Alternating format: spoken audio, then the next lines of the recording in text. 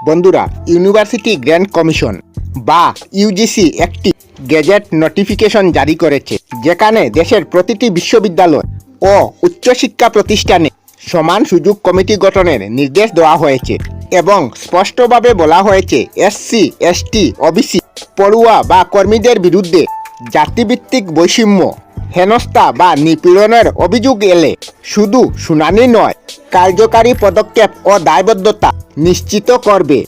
এই নির্দেশ এমন এক সময়ে এসেছে যখন একের পর এক শিক্ষা প্রতিষ্ঠানে জাতিগত অপমান, মানসিক হেনস্থা ও সন্দেহজনক মৃত্যুর ঘটনা নিয়ে প্রশ্ন উঠছে এবং সেই কারণেই এই মুহূর্তে এই সিদ্ধান্তের গুরুত্ব শুধুমাত্র প্রশাসনিক নয়, রাজনৈতিক ও সাংবিধানিকও। এই নির্দেশিকা কি বলছে তা বোঝার আগে তা বোঝা জরুরি কেন এত প্রবল প্রতিক্রিয়ার।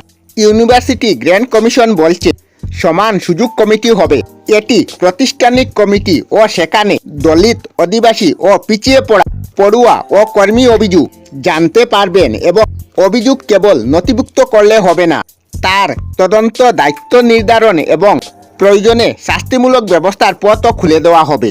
অর্থাৎ অনেকদিন যে বিষয়গুলি অনেকে ক্ষেত্র বিভাগের ব্যাপার, ব্যক্তিগত সমস্যা বা সংবিধানশীল ইস্যু বলে চাপা দেওয়া হতো, সেগুলিকে এক আনুষ্ঠানিকভাবে কাটামের ভিত্তিতে এনে জবাবদেহি আনার চেষ্টা, সেখানেই সংঘাতের সূচনা। দেশের একাংশ শিক্ষিত, তথাকথিত প্রগতিশীল এবং মিডিয়ার এবং শক্তিশালী অংশ থেকে প্রশ্ন উঠতে শুরু করেছে, কেন আলাদা করে এসসি, এসটি, ওবিসির কথা বলা হয়? সুশান্ত যে কোনো কেউ করতে পারে, যে কারো সঙ্গে হতে পারে, তাহলে আলাদা শ্রেণী কেন? এই সমস্যাই আসলে সমস্যার কারণ এই প্রশ্নের মধ্যে লুকিয়ে রয়েছে ইতিহাস অস্বীকারের প্রবণতা। যদি সত্যি শিক্ষা প্রতিষ্ঠানগুলিতে জাতিভিত্তিক নিপীড়ন একটি বিচ্ছিন্ন বা কল্পিত সমস্যা হতো, তাহলে বছরের পর বছর ধরে এই সামাজিক গোষ্ঠীর পড়ুয়াদের বিরুদ্ধে অভিযোগ কেন উঠে আসতো? কেন বারবার দেখা যেত আত্মসম্মান হানির অভিযোগ তুলছে মূলত দলিত, আদিবাসী বা পিছিয়ে পড়া জাতির ছাত্রছাত্রীরাই? এই প্রেক্ষাপটে কয়েকটি নাম উচ্চারিত হয়, সেগুলি শুধু নাম নয় বরং রাষ্ট্র এবং সমাজভিত্তির প্রতীক। পায়েল তেরাবি একজন মেধাবী তরুণী চিকিৎসক, জাতি প্রকাশ্যে অভিযোগ করেছিলেন জাতিগত অপমানের। রোহিত বেহুলা এক গবেষক পড়ুয়া, তার চিঠি আজও প্রশ্ন তুলে, একজন মানুষের পরিচয় কি তার যোগ্যতার চেয়ে বড় হয়ে দাঁড়াতে পারে? এই ঘটনাগুলি কোনো বিচ্ছিন্ন দুর্ঘটনা নয়, বরং এমন একটি ধারাবাহিকতার অংশ যা দেশের সেরা প্রতিষ্ঠানগুলিতেও দেখা গিয়েছে। এখন প্রশ্ন উঠে, যখন আগে থেকেই আইন, নিয়ম এবং সংবিধান থাকে, তাহলে এই ঘটনাগুলি থামেনি কেন? সংবিধানে স্পষ্ট করে বলা আছে, সমতা, মৌলিক অধিকার, রাষ্ট্রের দায়িত্ব মানুষের সঙ্গে বৈষম্য রোধ করা। কিন্তু বাস্তবে কি হয়েছে? নিয়ম ছিল, কিন্তু প্রয়োগের ক্ষেত্রে রাজনৈতিক সদিচ্ছা ও প্রাতিষ্ঠানিক সাহসের অভাব ছিল। অনেক সময় অভিযোগকারীকেও প্রশ্নের স্বীকৃতি বদলাতেই ইউনিভার্সিটি গ্র্যান্ড কমিশনের এই পদক্ষেপ। এটি কোনো বিশেষ সুবিধা নয়, বরং পুরানো অধিকার কার্যকারী করার চেষ্টা। তবুও এত আপত্তি কেন? কারণ ক্ষমতার ভারসাম্য নড়ে যাচ্ছে। দীর্ঘদিন ধরে প্রতিষ্ঠানগুলির ভিতরে অদৃশ্য সুবিধা বুক করে এসেছেন, তাদের কাছে সমান সুযোগ শব্দটাই অস্বস্তির কারণ সমতা মানে কেবল আইনি সমতা নয়, বাস্তব সমতা, যেখানে অভিযোগ করলে শোনার লোক থাকবে এবং শাস্তির সম্ভাবনাও থাকবে। এখানেই আতঙ্ক, কারণ শাস্তির সম্ভাবনা মানে এতদিনের নিরঙ্কুশতার অবমাননা। এই বিতর্কে রাজনৈতিক তাৎপর্য ও গভীর। দেশের বিভিন্ন জায়গায় প্রতিবাদ, আলোচনা, মিডিয়া বিতর্ক শুরু হয়েছে।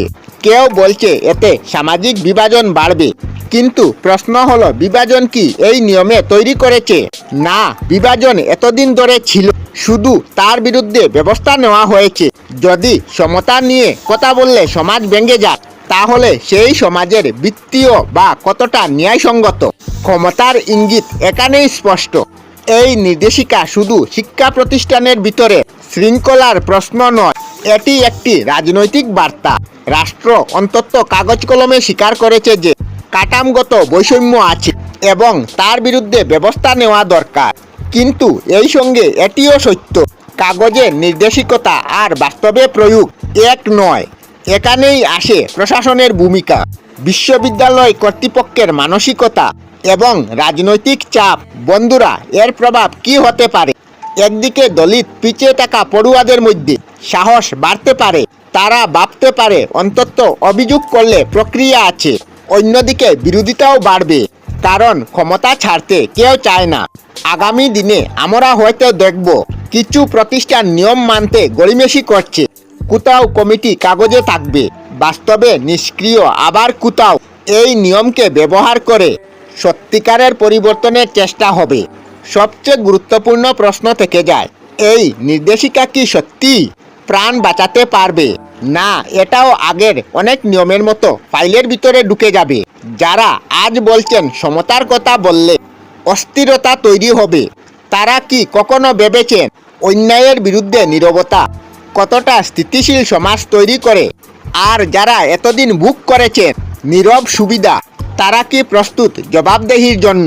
বন্ধুরা, এই মুহূর্তে এই প্রশ্নগুলির সরাসরি উত্তর নেই, কিন্তু একটাই বিষয় স্পষ্ট, ইউনিভার্সিটি গ্র্যান্ড কমিশনের এই পদক্ষেপটি দরজা খুলছে।